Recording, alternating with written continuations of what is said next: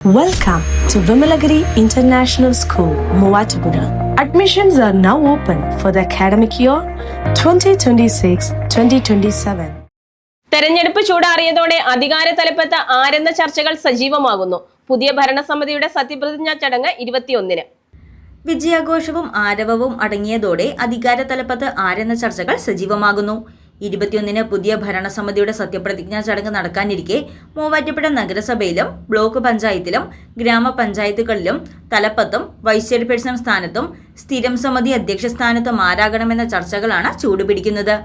UDF തരംഗം കാണാൻ സാധിച്ച തെരഞ്ഞെടുപ്പിൽ ഐക്യ ജനാധിപത്യ മുന്നണിക്കാണ് തലവേദന കൂടുതൽ. നഗരസഭയിലും ത്രിതല പഞ്ചായത്തുകളിലും ഭരണം നേടിയതോടെ പരാതികൾക്കും പരിഭവത്തിനും ഇട നൽകാതെ സ്ഥാനങ്ങൾ കൈമാറുകയെന്നത് വെല്ലുവിളിയാകും. നഗരസഭയിൽ ചെയർപേഴ്സൺ സ്ഥാനം വനിതയ്ക്ക് സംവരണം ചെയ്തിരിക്കുന്നതിനാൽ സ്ഥാനത്തിരിക്കാൻ അർഹയായ വനിതയെ കണ്ടെത്തുന്നതിലാണ് ഐക്യ ജനാധിപത്യ മുന്നണി ഇപ്പോൾ ശ്രദ്ധ കേന്ദ്രീകരിക്കുന്നത്. അതോടൊപ്പം തന്നെ വൈസ് ചെയർപേഴ്സൺ, സ്ഥിരം സമിതി അധ്യക്ഷ സ്ഥാനങ്ങളും പരാതിക്കിട നൽകാതെ വീതിച്ചു നൽകുകയും വേണം. ഇതേ അവസ്ഥ തന്നെയാണ് ബ്ലോക്ക് പഞ്ചായത്തിലും ഗ്രാമപഞ്ചായത്തുകളിലും.